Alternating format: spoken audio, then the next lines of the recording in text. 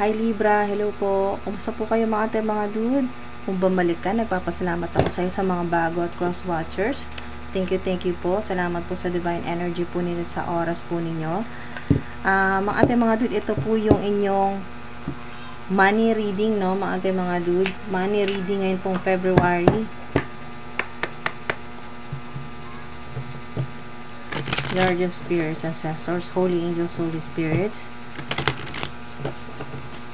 Money o pera o ano man po yung hanap buhay o pinagkakitaan po. Mga dude, lahat po ng Libra, ano man po yung edad po ninyo, ano man po yung sitwasyon po ninyo ngayon sa kasalukuyan. Alright, so tungkol po ito sa pera, career o negosyo, creative projects. Libra, February 2024. Uy, na. Ala. Okay. Ala. Wow. Excited. Thank you po. Employment change. And po mga dude, lalo na sa mga may plano po na magpalit, no, ng career o lumipat po. Employment change. Or kung ano po yung sa ilan na pagod na po, no? Pagod na po kayo ng 9 to 5 job. Gusto niyo na po na kayo naman po yung masunod, no? Boss. Or sa ilan ay kung ano po yung gusto po ninyo na gawin. Gamit po yung inyong skills o yung creative juices o yung pagiging creative po ninyo o yung sa ilan naman po ay spiritual gift po ninyo. Your career path is leading you in a higher direction. So, napakaganda niya, no? With positive changes to support your dreams, priorities, passions, and life purpose. So, kung ano man po yung sa ilan na gusto po ninyong palitan yung trabaho po ninyo sa kasalukuyan, ano man po yan, ay may kinalaman sa inyo pong life purpose o yung kung ano talagang gusto mo, yung passions, kasi passions, kung ano talagang gusto mo, yung desire, yan, ng inyo pong puso, no? Kung ano yung masaya ka na nagtatrabaho ka pero parang pakiramdam mo, hindi ka nagtatrabaho. Okay, ginagawa mo, gusto mo, masaya ka, pero nagkakapera ka. Alright, so trust that these changes will help you release the old and welcome the new. You are being supported each step of the way. O, diba? Sinusuportahan ka. May guardian spirit ka dyan. Maaring may connection sa kabayo. Yan po. O maaring madalas nyo pong makita kabayo ngayon, pictures, o yung totoo talagang kabayo. Yan po, mahilig kayo sa kabayo. Have courage to ask for and accept help. Wow. Asking for help is a sign of strength, as is accepting it as it is offered to you. Very often when you ask God for help, prayers are answered through other people. Be sure to accept this assistance as well as give it to others as you are guided. So, ang napakaganda nito kasi giving and receiving ang energy, no? Binibigyan ka ng divine universe, binibigyan ka ng angels, tinutulungan ka sa pamamagitan din ng tao, no? Tao din yung makakatulong sa'yo. At ikaw din nagiging angel ka din, no? Earth angel din sa ibang tao dahil ikaw din nakakatulong. Oh, napakaganda nun mga dude. Very, yung energy ay uplifting o napakagaan na energy, positive energy kasi yung intention mo ay makatulong sa ibang tao. So, release resentments about money. Yes, the money system of the world can seem upsetting, but holding resentments about finances just pushes your abundance away. So, yun nga po, yung mga dude, yung pag kayo po ay nag-iisip na ubos na, naku, masisimutan na, naku po, tagilid na, napakakunti na lang po, no, napakaliit na lang ng balance sa inyo pong bank account, no, halos malapit na talagang drain yung inyo pong, yung bank account po ninyo, yung e-wallet, yung pera po ninyo, no, paubos na, no, nandun na, natatakot ka na, hindi mo na alam kung anong gagawin mo, paubos na yung pera mo. So, lalo lang natutulak, no, yung abundance sana na parating, no, parating sa inyo. Lalong lumalayo. Kasi nandun na yung takot mo, no? Nandun na yung lahat na ng klaseng negative energy. Lalo na nag-overthinking na po ang ilan, natatakot na po kayo na kung ano po yung nakikita ko dito, kung ano yung naiisip po ninyo, yun tuloy ang nangyayari. Na iniisip po ninyo na hala, baka magalit kasi hindi pa ako nakakabayad. Ganun nga, maya-maya, sisitahin ka na, ba't di ka pa nakakabayad. So kung ano man po yan, mga dude, na napapansin nyo rin na kung kayo po ay nag-iisip ng negatibo, yun din talaga yung nangyayari, mga dude. So instead, see money as a tool you can use to better the world. And instead, see money as a tool you can use to better the world. And this shift will help you attract support and golden opportunities. So, yan po. Iwasan nyo po yan na isipin na ang money ay evil, na mahirap kitain ng pera, ganyan po. Yan mga old limiting thoughts o beliefs. Mas lalo lang natutulak yung abundance palayo.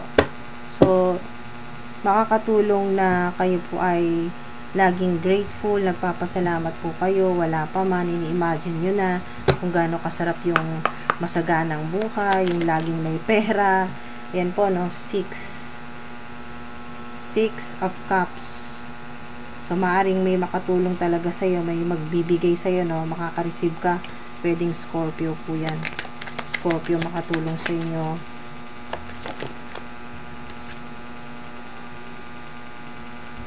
Okay, so sa ilan ay susubukin yung inyo pong haba ng pasensya ngayon pong February, na kayo po ay mga dude, mahihirapan. Sinusubukan po kayo dyan ng Divine Universe kung gaano kalaki ang tiwala mo sa kanya, na gaano man kahirap ang problema mo ngayon sa pera, ay hindi ka pa rin talaga kawawang kawawa, kasi makakatanggap ka dyan, no?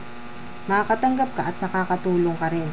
So Empress yung energy po ninyo, no? Be happy with the results of your actions. So happiness, may connection din sa nature, success ito o development. So napakaganda po mga dude. Ano man po yung ginagawa po ninyo, mas mag-i-improve pa po yan, o yung kakayahan po ninyo, yung skills, yung talento, yung spiritual gifts po ninyo, mas ma-develop pa po yung Empress, kasi ay wow, royal blood, royalty. So yan po ay mga business owner o big boss, lady boss. So may promotion dito mga dude. So dito po sa 2 of Pentacles, oo, may balance, pero sa ilan ay nahihirapan ka na balansehin ang work o yung personal life mo. Sa ilan ay makakaranas pa rin po ng nahihirapan po sa pera, pero ang ilan naman po ay dahil nga positibo ang inyo pong iniisip at hindi kayo natatakot, hindi kayo nagpapatalo sa yung energy ng kulang, not enough. So iniisip nyo po, yan po, maganda po ito na ganito po yung iisipin po o i-visualize po ninyo, na oo, nahihirapan ka sa ngayon sa pera, pero may darating sa'yo doble. Okay, so magkakatotoo po yan. Doble. Meron din sa ilan na maaring Capricorn, may makatulong po sa inyo sa pera. Yung mga lumabas po dito na signs, maaring makatulong o makareceive po kayo. Yan po, no? Scorpio, Sagittarius, Capricorn po yan. Mga dude. So, lahat na po ng kung ano man po yung limiting thoughts po ninyo, old beliefs po ninyo tungkol sa pera, na hindi pinupulot ang pera, na napaka evil ng pera kasi pinagmumulan ng stress o pinagmumulan ng away ng pamilya, o napaka negatibo ng tingin po ninyo sa pera, ay yan po ay i-release nyo na po yan, itapon nyo na po, ibalik nyo na po yan sa Divine Ice White Light, para po kayo po ay talagang yung sinasabi dito ay pusang lalapit na po sa inyo yung pera, na magiging close na kayo, no? Body BFF nyo na po yung pera. So, hindi na po kayo mahihirapan, no? Parang, alam nyo, isipin nyo daw po na, parang ganito, no? Example lang po ito, mga duding mensahe po sa inyo ng mga ancestors, guardian spirits, ay para pong ituring po ninyo yung pera na parang best friend po ninyo. Di ba? Pag best friend mo ay, pag medyo tagilid na yung budget mo, Besh, meron ka ba dyang extra? Di ba mga parang ganun lang yun. Itrato nyo yung pera na hindi kalaban, no? Kasi iniisip na, naku, napakahirap ng pera hanapin, napakahirap ng pera hagilapin, no? Money is evil. Sasabihin pa ang ilan po sa inyo, no? Sa mga nakaranas po noon na noon pa pong kapanahunan na wala pa pong masyadong hindi pa masyadong advanced, no, wala pang internet, na manghihingi ka sa nanay mo, no, yung ilan po nanghihingi sa nanay, nay, pengin pera, sabihin sa'yo ng nanay mo, o maririnig mo sa kapitbahay na, hoy, hindi ako nagtatain ng pera. Mga ganun po, no, yung mga, ang tawag dyan ay mga old limiting beliefs, no, mga paniniwala po, na medyo outdated na po yan, mga dude. Upgrade nyo na po yung inyong energy. Nyo pong isipin na napakahirap kitain ng pera, mga dude. Napakadali. Yan po, gawin po ninyong best friend, no? BFF nyo po, no? Beshi nyo po yung pera, no? Kung kayo po ay halimbawa ngayon, medyo tagilid na po budget o nahihirapan na po kayo, no? Napagkasyahin kung ano man po yung meron kayo sa ngayon, itrato nyo po yung money na parang, besh, kailangan ko na ngayon dali na. Diba? Agad-agad din pupunta sa'yo, lalapit sa'yo yung pera o yung opportunities na parang magkaroon ka ng pera. Katulad nito na pag humingi ka, asking for help is a sign of strength. Yan po, yung pag humingi ka ng tulong sa divine universe na kailangan mo ng pera, sabihin mo kailangan mo ng pera, pambayad mo ng ganito, kailangan mo ng ganyan, sabihin mo at tutulungan ka sa paraan nga ng hindi naman yung literal na babagsakan ka ng pera, hindi po gano'n, no? Sa tao din, idadaan niya rin yan sa tao, people, person, ganyan po, no? Helpful people, tutulong sa'yo, nabibigyan ka rin, or maaring ito ay opportunities, no? O offer, yan po, na hindi nga diretsong binigyan ka ng pera nang hindi mo kakilala, pero binigyan ka naman ng maaring paraan ito, no? Or maaring siya yung makatulong sa'yo, siya yung magpakilala sa'yo sa businessman o businesswoman o entrepreneur na makakatulong sa'yo, na mabigyan ka ng mapagkakitaan or mag-i-invest sa'yo o sponsor sa'yo. So, ano man po yan, in any shape or form, na kayo po ay matulungan ng tao na to sa paraan na kayo po ay magkakapera ng legit, no? Yung malinis, hindi po scam. So, ayun po. So, napakaganda po niya, no? Tapon niyo na yung old limiting thoughts sa money, lahat ng resentments, i-release niyo na po yan, at maging positibo na po yung tingin po ninyo sa pera, na hindi talaga mahirap kitain ng pera. Napakadali. Lalo na po kung yan po yung i-manifest po ninyo, na napakadali, no? Lalo na po mga dude, na kung kayo po yung nagpo-post dyan, no? Money come to me, or 3, dahil nandito po yung 3, no? I-amplify nyo po itong energy ng Empress, kasi success energy po yung Empress, no? Mga dude, royalty, royal blood, ganyan po naririnig ko dito. So, ibig sabihin ay ang kanyo po, no, nasa mga ancestors po ninyo talagang mga mayayaman po, no, mga sikat or mga talagang kilala po sa society noon, nung sila po ay nabubuhay pa.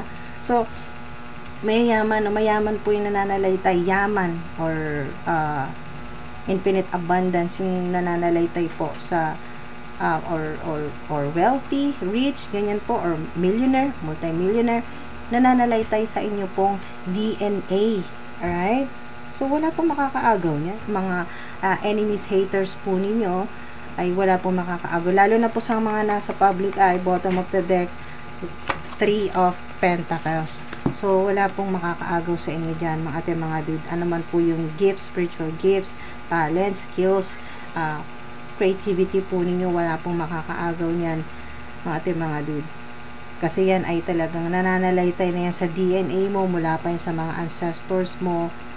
Kung magmamanifest ka or chanting ka, no, chanting ng para sa iyong abundance, gamitin mo na rin tong angel number 3 or 3 beses, no, money, money, money, come to me quickly and easily, di ba? Napakadali, kumbaga wala kang kahirap-hirap na lalapitan ka, no, parang best friend mo lang, no, pag hiningan mo ng tulong, napakabilis ng mag-send sa'yo, no, ng mag-send sa e-wallet mo or mag-bank transfer, no, mga ate, mga dude, na tumutulong talaga sa'yo pag medyo kulang na yung budget or kailangan mo, may kailangan ka talaga na pagbabayaran or pagkakagastusan.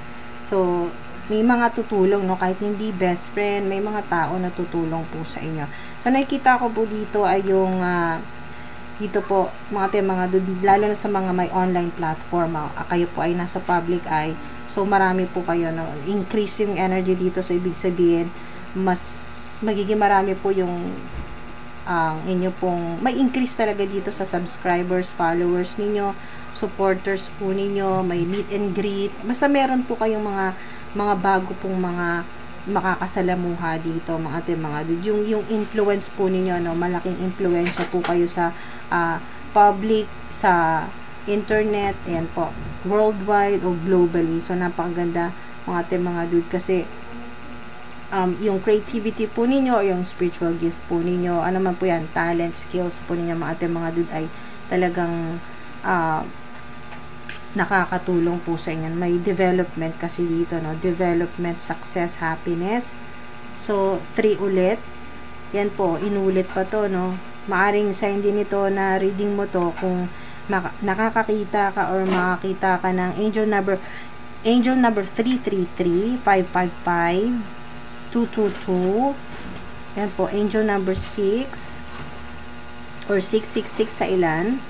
Alright, so hindi po evil number or demonic number yung 666 kasi ang 666, angel number 666 ay 18 po yan. So yung 18 ay 1 plus 8, no, ay 9. So ang 9 ay success or happiness po yan, fulfillment, emotional fulfillment o victorious energy, panalo, o yun po yung masaganang buhay, yung masaya ka na sa kung ano yung kasalukuyan mong sitwasyon, or yun po yung mangyayari, no, mga ate, mga dude. So 333, lalo na kung kayo po ay magmamanifest, pwede nyo pong gamitin yan, o yung manifestation technique na 333 or 33 by 3. So 33 times mong isusulat yung wish mo. Okay, so 33 times yung wish, at sa loob ng 3 araw, no, consecutive, 3 consecutive days, no, walang paktaw yan, mga dude, 3 araw nyo po yan, magsusulat po kayo ng 33 na isang wish. Okay, isang wish, 33 times nyo pong isusulat. Sa ilan, no, yun naman po ay scripting, no, journaling naman po na manifestation, yung kayo po ay nagsusulat. Sa ilan, kung kayo po ay hiyang po sa ganong klaseng manifestation or money mantra po, sa ilan, no, 33 times 3 days, 33 by 3 na manifestation technique, or yung kasi yung power ng 3 or angel number 3. Since meron na rin dito, kung kayo po ay magmamanifest or magpo-post po dyan, pwede nyo pong gawin ng 3 beses, no, or i-wish nyo po or ibulong nyo po sa divine universe, kay God, ng 3 beses. Katulad na, halimbawa lang, bibigyan ko po kayo example, no, I am a multi-millionaire. So 3 beses, no, or I am a multi-billionaire, ganyan po. 3 beses nyo po yung banggitin or ibulong. So 333, 222, 555. Yan po, mga ate, mga dude. Wow.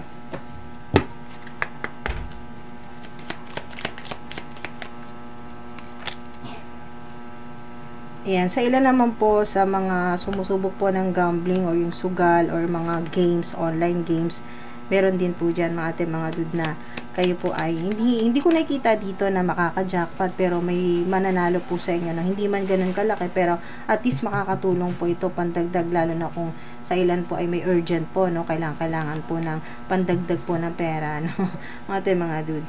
So, butterfly. So, napakaganda nito. Butterfly transformation po yan. Magbabago na po, no? Lalo na may connection sa employment change. Ito yung pagbabago na dito na mas maganda na po yan.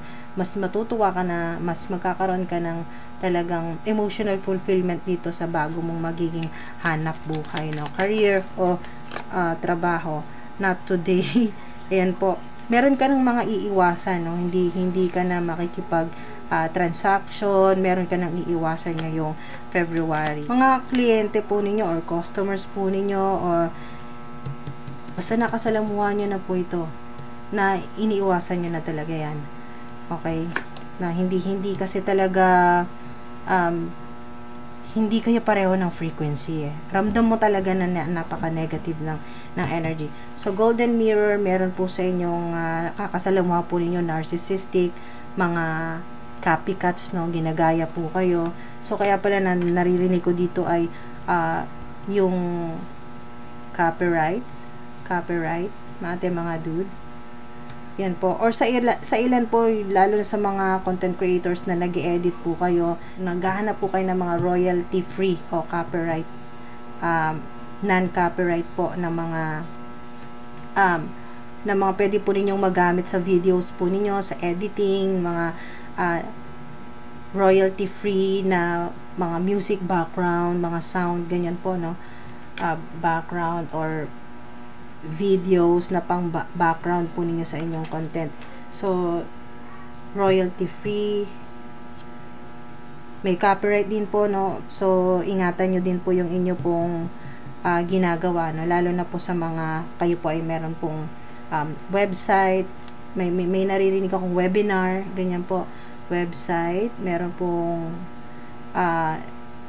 yung content po ninyo, ingatan po ninyo, sinasabi dito na pagtuunan nyo po yung about po sa copyright, ayan, or sa, yung ingat po sa ina-upload po ninyo para hindi po kayo ma-copyright. Alright, so meron dito talaga na copycats, no, gumagaya po sa inyo sa kung ano man po yung ginagawa po ninyo, online platform man po or hindi, kung ano man po yung trabaho po ninyo, may gumagaya po sa inyo. Ayan, yan po, kung halimbawa po, ano yung sinuot mo, ano yung binibenta mo, ganun din, ginagaya ka. Alright, so maraming salamat po mga ate, mga dude. Sana po may nakuha po kayo dito kahit paano. Ingat po kayo palagi, mahal ko kayo, thank you po.